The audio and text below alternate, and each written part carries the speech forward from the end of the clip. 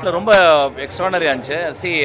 வெற்றிமாறன் எப்பொழுதுமே புது புது அதாவது வந்து ஃபில்ம் மேக்கிங்கே வந்து புதுசாக இருக்கும். நாங்கள் அதை தான் ட்ரை பண்ணிக்கிட்டே இருக்கோம். பட் இது வந்து ரொம்ப புதுசாக இருக்குது எனக்கு. நான் சிம்புவன் வெற்றி வந்து ரொம்ப எக்ஸ்ட்ரானரியாக இருக்கும்.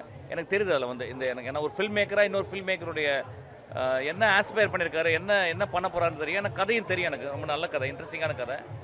அதனால் ராக்கிங்காக இருக்கும்.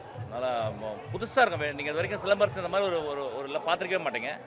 இது வந்து வேற ஒரு இடத்துக்கு சிலம்பரசனை கொண்டு போனீங்க. ஒரு இந்தியாவினுடைய மிகப்பெரிய ஒரு ஆக்டர், அவருக்கு எல்லா வாய்ப்பும் இதில் இருக்கு. ஆக்சுவலி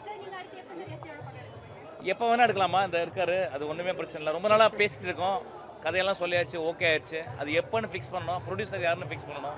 ஃபிக்ஸ் பண்ணால் எப்போ வேணால் பண்ணலாம்.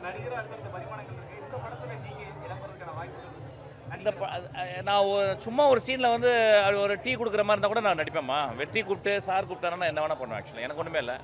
நான் முதல்ல டேரக்டர், ஆனால் அப்புறம் வெற்றி வந்து என்னுடைய நண்பன், இவர் வந்து என் தந்தையார் மாதிரி. நடிகர்னா நடிக்க போகிறோம், அவ்வளோதான், ஒன்றுமே பிரச்சனை இல்லை.